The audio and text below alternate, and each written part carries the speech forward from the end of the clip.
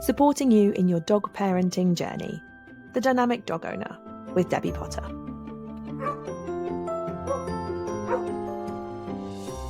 Hello and welcome to another episode of The Dynamic Dog Owner. I hope you are enjoying listening to all of our episodes so far. And we aim to release a new episode each week. So there's always a new fresh topic for you to listen into.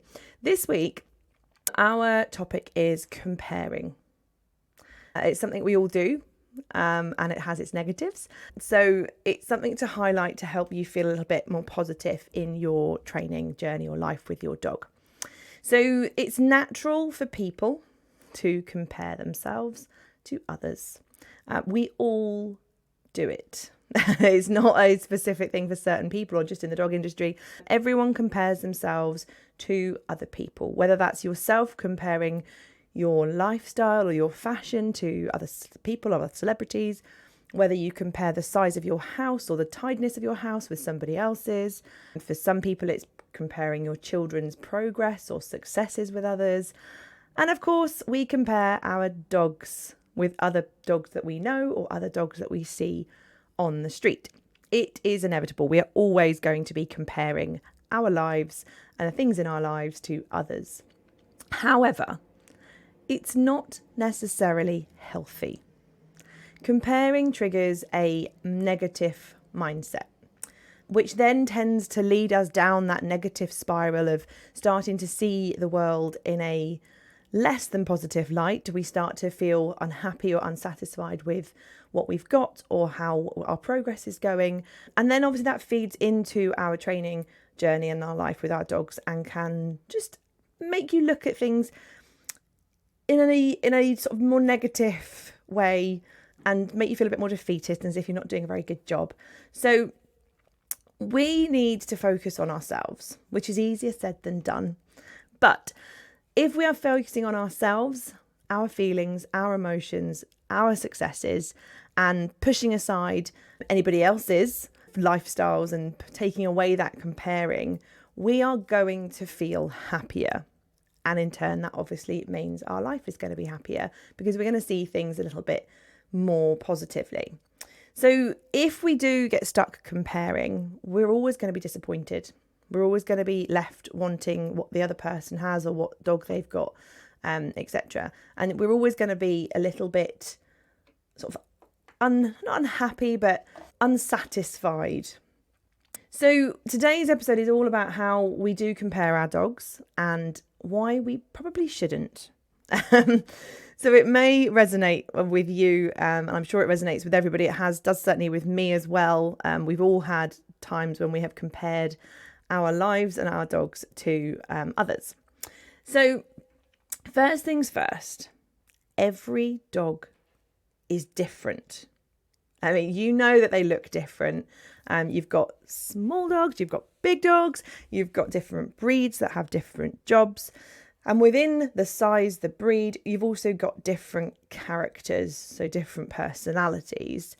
Some dogs will have different habits to others. Some will have different preferences over what they enjoy doing or how they like spending their day. And then, of course, you've got those wonderful individual little quirks. Your dog is unique. Every dog is unique. And that's something really special that we should concentrate on. They may not be perfect in other people's eyes, but they are unique. And therefore, we need to try and avoid comparing them. Because even if you've got the same dog from the same breed, from the same litter, they're still going to be different. I, as you probably have gathered by now, have got 3 dogs. 2 of them are Labradors. And yes, they are both Labradors. One is a working line and one is a show line, which does create a huge difference. But they are still under that category of Labrador. And you would assume that they are very similar. They are totally different. Dave is the show line Labrador who is not lazy, but easily satisfied when it comes to exercise. He will quite happily skip a walk and sleep all day. He is obsessed with food. And he loves people and loves other dogs and gets really excited when he sees people and other dogs. Rem is my working line lab. And he is completely different. In every way possible, he is completely different. He is very, very active. He would like 20 walks a day to train for hours on end. He is very selective when it comes to food, but he's extremely focused and will work for hours. He isn't bothered by people, and people get really offended when they try and fuss him and he ignores them completely. So yes, they are labs, but they are completely different to each other, even though they are the same breed. Now, if you consider looking at labs, just because we're on that topic, if you were to put into sort of context, if you ask people, describe what a lab is like, majority of people would say a lab is greedy because they like food, they're good-natured, and they're eager to please people. These are what we call breed traits. It's the common sort of misconception of what dogs are about, and they kind of categorize them into, this is what labs are. If you were to put into Google, Wikipedia, or like just an information site online, you would find that Labradors are described as having a strong work ethic. They're biddable, which basically means they like to please us, and are easy to sort of put into different contexts and different environments, and they succeed. But when we categorize a breed into they're this, it's a bit like saying all 12-year-old girls are really good at school, they're nice and polite, and they like Harry Styles. We know that all 12-year-old girls do not like those things, and they're very different. I have a 12-year-old daughter, so I know that she is maybe half likes Harry Styles, but the other two, she isn't. She is her own unique character. She likes different things. And we know that we cannot categorize people in that term. Every girl of this age likes this. So we know in our minds that that's not true. And we accept that people have different personalities and interests. But when we read a dog breed trait, or we're researching a dog breed online, maybe you're thinking of getting one, you tend to take that information as gospel. It is true. All Labradors will be like this. And of course, they are a rough guideline and they give a general overview of that breed. But we have to take it with a pinch of salt, because they are just a broad, common theme around the breed. It's a guideline because it doesn't consider individual personalities and characters and those unique quirks which make our dogs special. If they were all exactly the same, you might as well just go and buy a toy robot dog if you want something that is that obvious, that is always going to be like this. And how boring would that be? It would make my job boring, because seeing the individual quirks and motivations behind each individual dog is really quite interesting. So we're going to have a little explore of the different ways we compare our dogs to others, and again, why we should maybe flip how we're looking at things to look at it from a different perspective. So I hear it all the time. This dog isn't like my last dog. And we often compare the dog we have right now to a previous dog we've had in past years. So it's common, it's easy to do. You tend to many people get a puppy after having an older dog. And they do expect the dog to be quite similar because it's living in the same household and obviously the same people and same input. But there's so many different factors that we have to consider when you've had one dog and then you move on to get a second or a subsequent dog. So when you've had one, unfortunately, you've lost that one. They've had the end of their life.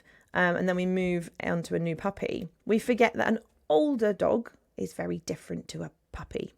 And it's easy to, when considering most dogs live until they are, on average between sort of 10 and 12-ish, depending on your breed, it's very easy to forget in that 10-year gap what a puppy is actually like. You get used to and complacent with your older, chilled out, mellow dog who you can leave food on the side and you can, leave them because they sleep a lot and all those kind of things.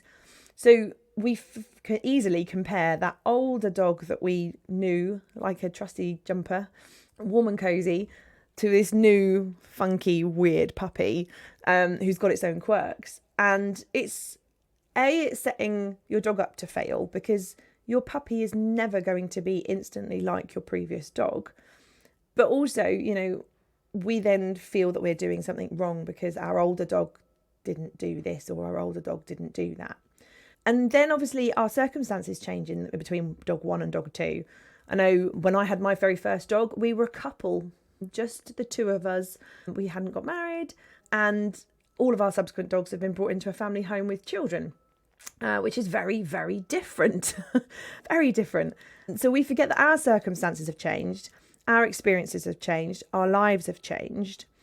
But also, if your first dog was a Labrador, for example, and your second dog is a cockapoo, it's like comparing apples and oranges. They are completely different.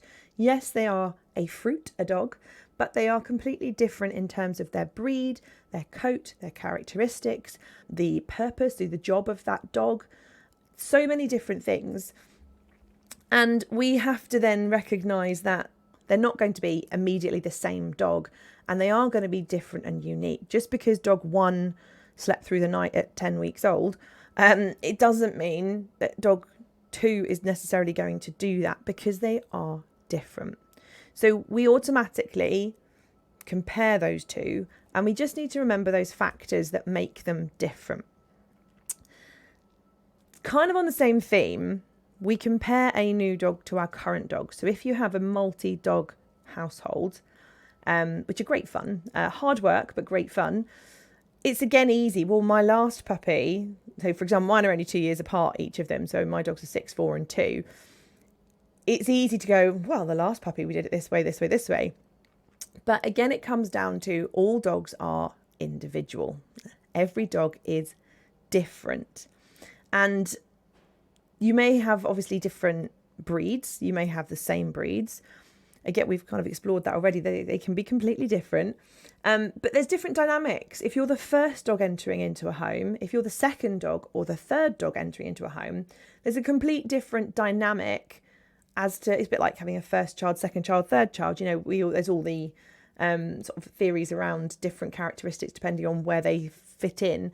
And it kind of is the same with dogs. There's a different dynamic as to where their position is in age order of your other dogs and where their stages are at. Because if, again, you've got, like, for example, I have 2 dogs that are, one that's just sort of bordering on senior, one that's just hit adult maturity, and one that is still a teenager.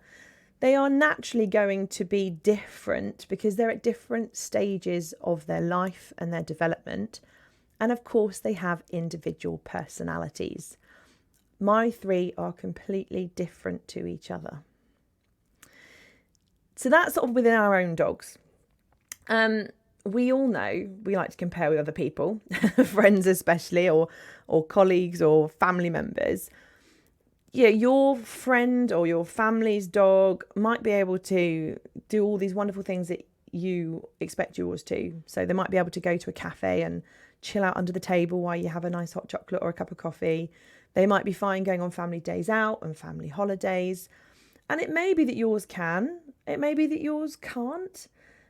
Again, they're completely different. Different households, different setups, different dynamics within that home. They've had different experiences. So just because one dog can do it, it doesn't mean yours can necessarily, or vice versa. Yours may be able to do something that your neighbours or friends can't. And it's not a bad thing. Again, it's us coming down to that. They're all different. But we do tend to compare ourselves, whether it be your friends or even a neighbour. My neighbour has a very lovely, quiet, retired rescue greyhound, and you wouldn't even know he was there. He doesn't make a sound in the garden. And then my 3 go out, and one of them will bark because there's a squirrel in the hedge, and then they all bark. And I go, oh no, I'm that noisy neighbour that's got all those noisy dogs. I mean, I don't let them bark for very long. They have a woof, and I'm like, right, boys, that's it. Scared off, and you come. But I could easily compare that and say, well, I've got terrible dogs because they bark.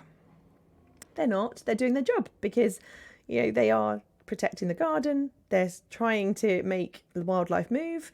And a rescue retired greyhound is older, more chilled out, and not going to do that. But again, it's easy to compare yourself to others, especially if you see people out on a walk and their dogs are walking beautifully, looking perfectly well behaved, and yours is pulling you down the street like a yob. So it is really easy to compare dogs in all these different situations. But the point is that we tend to look at other dogs and we only see the good things. It's a little bit like social media these days. It's a perfect painted picture of life, but the reality is often very different. And that's the same with our dogs. We don't see the whole picture. So we see what we see, but we don't see what's gone on behind the surface. So we don't see what the dog is like elsewhere. We don't see what's gone into getting them to that point.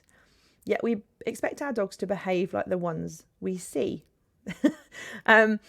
Remember that obviously there's an awful lot of hard work that goes into creating the dog that looks well behaved, walking down the street, not pulling, not trying to say hello to everybody it passes. We tend to expect our dog to be able to do that when they're 6 months old, forgetting that other dog is 3 or 4, has been going to training classes every week for the last 3 or 4 years.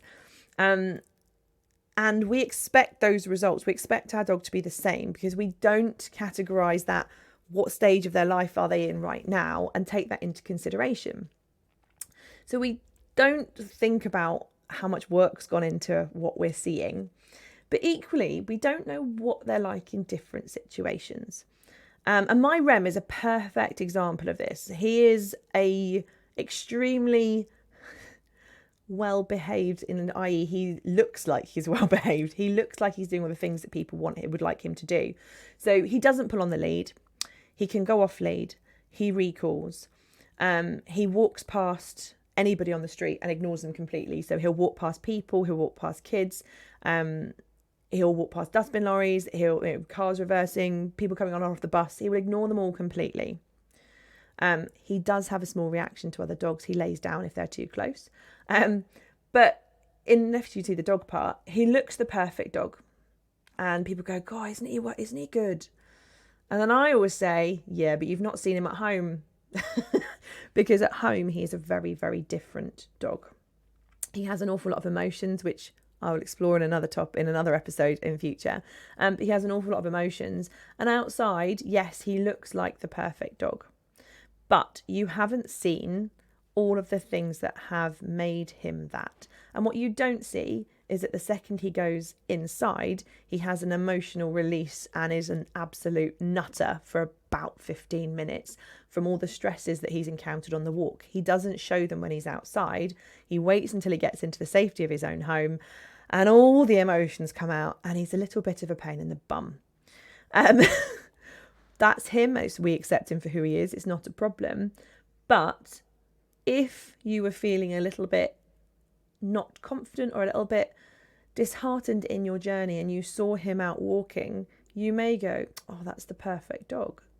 It's not until you speak to me that I'd say, oh, no, he's not perfect. I promise you. There's an awful lot of quirk. You just don't see it.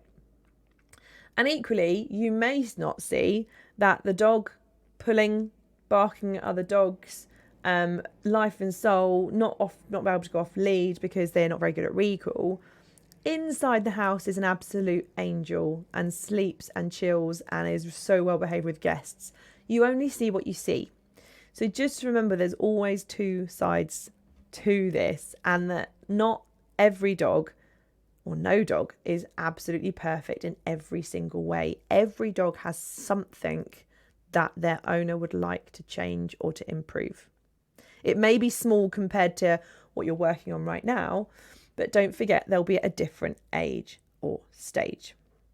So considering we are obviously naturally likely to compare, what we have to think about is the main things are the age of your dog. So how old is your dog compared to the one you've seen doing X, Y, and Z? Are they at a different stage of their development. So adolescence tends to be one of the most challenging times. You cannot compare an adolescent dog to an adult matured dog, because it's just not fair. It would be like me comparing the actions of a 15-year-old to the actions of a 50-year-old. Completely different. Equally, there's so much time and training that has gone on behind the scenes that you will not have seen. And if you haven't undertaken regular training, whether that be through training classes or through training at home, watching YouTube videos, however you do it, if you haven't undertaken as much effort into your training as somebody who does training every single day of the week, obviously your results are going to be different. So we have to have a little bit of responsibility in that if we want something to change, we do have to make that change and put the effort in to get that change. And it's only through putting your determination and setting yourself goals and working towards them that you will get those goals. Not often, that's not very good English. It's rare that a dog will just suddenly wake up one day and go, do you know what? I'm an adult dog now. I think I know how to behave. We have to teach them and we have to show them and we have to guide them. That's our job as a dog parent. So we have to remember that your dog is who they are. They are unique. And it's our task to work out their individual quirks, work out what they need, what their favourite things are, what they prefer to do, and almost create a lifestyle that is suited to them. It's a bit like us as people. We don't do the things we don't enjoy. We don't do things that we find disappointing or anxious about or anything like that. We don't carry on a path if we're not enjoying it. We create the lifestyle and surround ourselves with people that we like and hobbies that we enjoy. We go on holiday to the places we want to go on holiday to. Your dog your dog can't choose to do those things because obviously they live with you and you are their primary person to support them. So it's up to us to recognise what our dog needs and create that lifestyle for them. So the main focus of today's episode is to stop comparing your dog to others. It's only going to create negatives, and we want to surround ourselves with those positives. So it's a chance to think about their individual character and to celebrate their unique personality and accept them for who they are, recognise where we are in our journey and what we need to do to get them where we would like to be in the next few years. So if you are tempted to look at that neighbour's dog, just think in your mind, they are different to my dog. They are not my dog, and they probably have something at home that isn't going too well. I just can't see it right now. So we like to keep these episodes short and sweet. So that's us for today. Don't forget, you can follow the Dynamic Dog Owner on Instagram. And if you enjoyed the episode, please, I'd be ever so grateful if you could take a moment to rate it or review it on whatever platform you're listening on. There should be a little bell icon or a heart or some stars that you can click on and give it a little rating or a review. It just means that it can help the podcast reach as many dog lovers and dog owners as possible. And we would like to share the love, obviously. I hope you've enjoyed listening and I can't wait to speak to you again soon. Thank you for listening to The Dynamic Dog Owner with me, Debbie Potter. See you next time.